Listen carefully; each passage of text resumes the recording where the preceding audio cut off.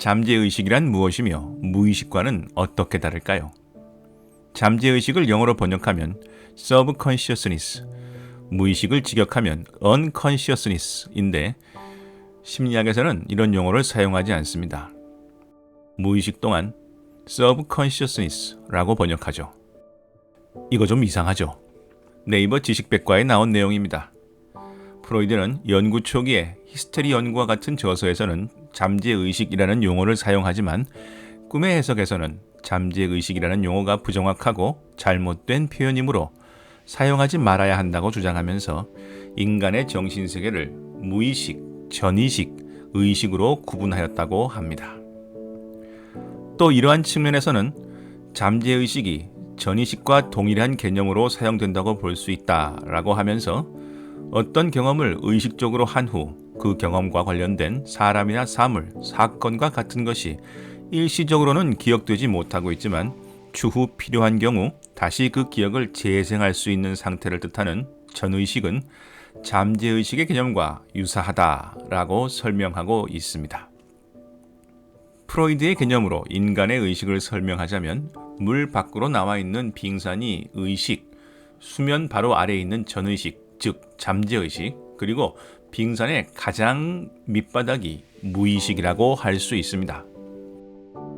잠재의식은 기억과 감정의 저장소로 평소에는 인식 밖에 존재하나 특정한 사건이나 자극에 의해 의식 위로 올라올 수 있는 의식입니다. 의식 아래에 존재하지만 우리의 선택이나 자존감, 성격 등에 항상 직간접적으로 영향을 주죠. 왜냐하면 잠재의식은 기억을 감정의 형태로 보존하고 있기 때문인데요. 우리의 선택은 대부분 감정의 지배를 받기 때문입니다. 이를 입증하는 연구로 감정을 느끼는 부분이 손상된 환자가 심각한 결정장애를 겪었다는 연구가 있습니다. 우리는 심사숙고 끝에 감정을 배제하고 철저하게 이성적으로 무언가를 선택한다고 생각하지만 사실 우리의 선택은 수면 밑에 우리가 인지하지 못한 채 우리를 움직이는 감정의 저장소, 잠재의식에 의해 결정되는 것입니다. 선택뿐 아니라 대인관계와 자기 긍정 등의 성격 형성에도 이 잠재의식에 고여있는 오래된 감정들이 주도적 역할을 합니다. 특히 7세 이전의 부모와의 관계가 가장 중요한 원천이 된다는 것이 학자들의 의견입니다.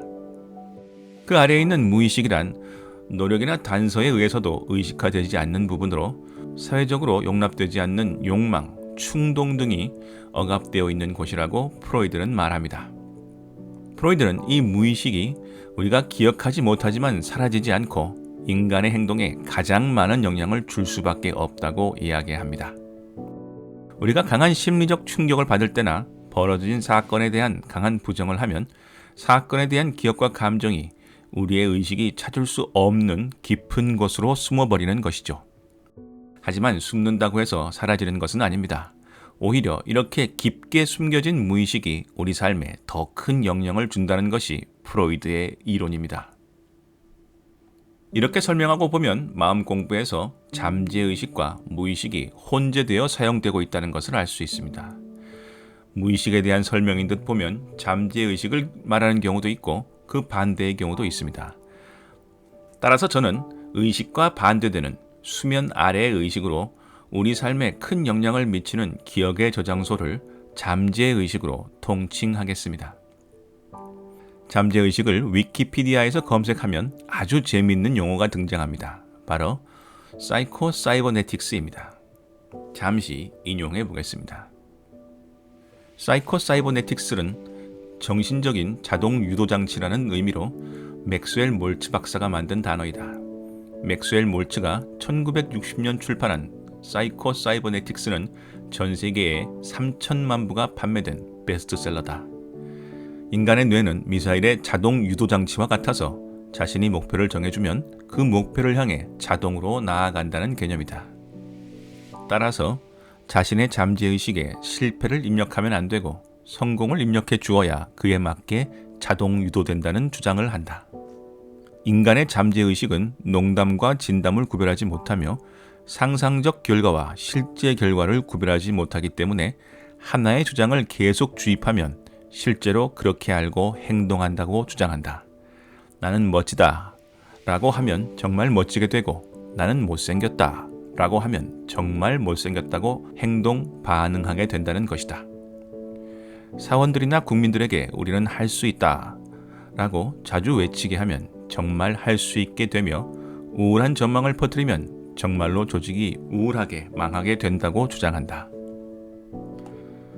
맥스웰 몰츠 박사는 독일계 미국인으로서 심리학 박사가 아니라 성형외과 의사인데, 성공학의 원리를 과학적인 영역으로 발전시킨 인물로 평가받는다. 성형수술이 단순히 외모만 바꾸는 것이 아니라 성격에도 영향을 미친다는 점을 주목하여 계속 연구한 결과 사이코사이버네틱스라는 새로운 성공학 영역을 개척하였다. 맥스웰 박사의 연구는 우리에게 한 줄기 빛입니다. 잠재의식은 우리가 살아가면서 겪는 일들 때문에 자동적으로 형성되지만 우리 삶에 막대한 영향을 주기 때문입니다. 우리는 누구도 부모를 선택할 수 없고 우리에게 일어나는 나쁜 일을 컨트롤할 수 없습니다. 그러나 그 데미지는 고스란히 잠재의식에 쌓여 우리의 삶에 먹구름을 들이우죠. 우리가 잠재의식을 전혀 컨트롤할 수 없다면 우리는 평생 피해자로서 우울하게 살아갈 수밖에 없게 됩니다. 이렇게 되면 우리의 인생은 랜덤 박스, 로또가 되어버리죠. 좋은 인생과 나쁜 인생이 순전히 운에 의해 결정되는 것입니다. 그런데 맥스웰 박사의 사이코사이버네틱스는 우리가 잠재의식을 컨트롤할 수 있다고 말합니다. 우리가 우리의 지향점을 선택할 수 있고 우리는 그 선택에 따라 자동적으로 움직인다고 말하는 것이죠. 하버드대 교수였던 근대 심리학의 창시자 윌리엄 제임스는 우리 시대의 가장 위대한 발견은 자신의 마음가짐을 바꾸면 인생을 바꿀 수 있다는 사실이다 라고 말했습니다. 제임스가 말한 마음가짐이란 잠재의식을 뜻한다고 볼 수 있죠. 이론은 분명하지만 잠재의식을 바꾸는 일은 생각보다 쉽지 않습니다. 기억과 감정을 거슬러 생각하고 행동해야 하고 때로는 본능에 저항해야 하기 때문입니다. 하지만 그 노력의 대가는 참으로 눈부십니다. 자신의 가장 취약한 부분을 직면하고 그 상처와 공포로부터 해방된다면 결국 인생 전체를 바꿀 수 있게 되기 때문입니다. 오늘은 잠재의식이 무엇이고 잠재의식이 우리 삶에 미치는 영향에 대해 알아보았습니다.